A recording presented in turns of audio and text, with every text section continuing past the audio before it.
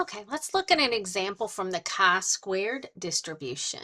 This one says a psychologist wishes to see if the variance in IQ of her counseling patients is less than the variance of the population, which is 225. The variance of the IQs of her 10 patients was 206. Test her claim at alpha of 0.05. Okay, so let's look at this. First of all, step one, we're going to need our H sub 0 and our H sub 1.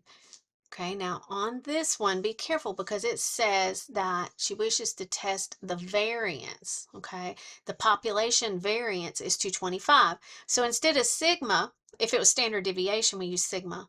But because it's variance, we put sigma squared equals 225. Now we already said this was going to be a less than, so H sub 1 would be sigma squared is less than 225. And that, by the way, is the claim. That's what she's claiming. Okay, so now let's look at the chi-squared table. Let's draw our picture here, get it correct. So this one is a less than. We are shading to the left.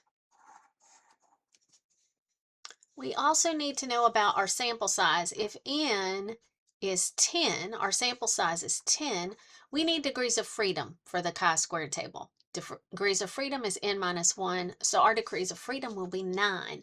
We're going to have to use that when we look at the chart. Also, it said the error, alpha, is 0.05.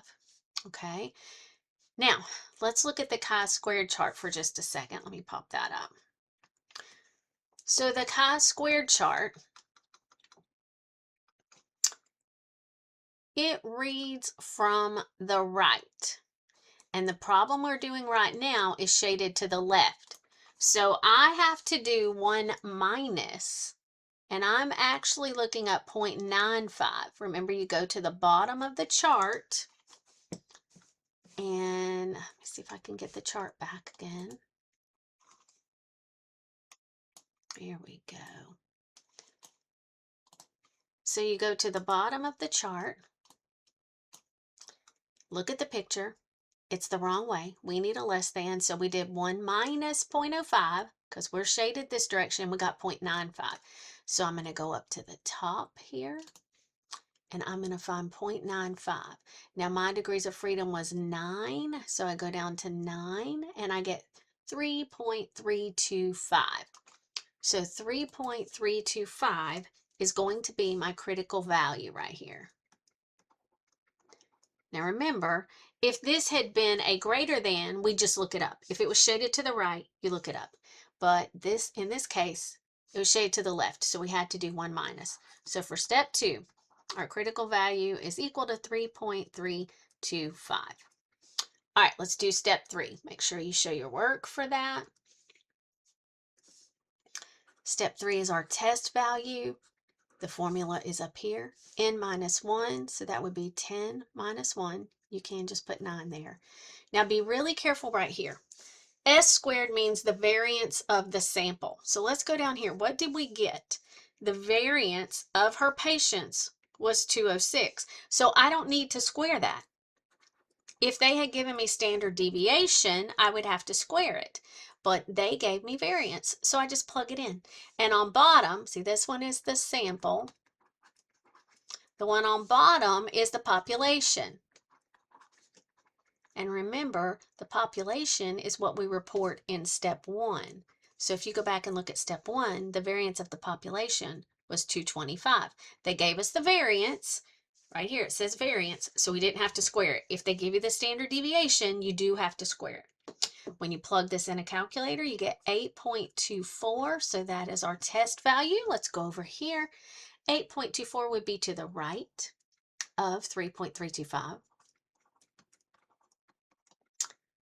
Okay, and then we are ready for step 4 and step 5.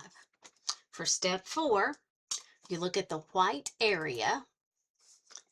So we're looking at the equal to. Remember, step 4 is always about the equal to. Okay, I don't have this in here, so I'm going to have to type it. We look at the equal to, And we look at that, it is not empty.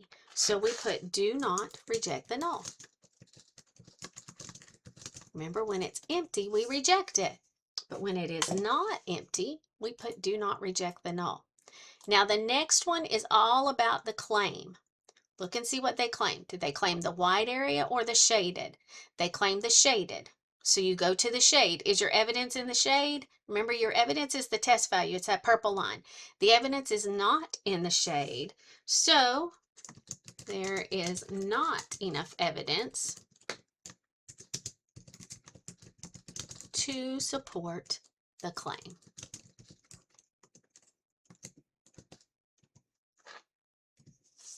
Okay. I'm going to save this. Just remember that the chi-squared is not symmetrical. So if you have one that is two-tailed, you will have to look them both up. In this case, it was just one-tailed. But if it's two-tailed, you do have to look both values up.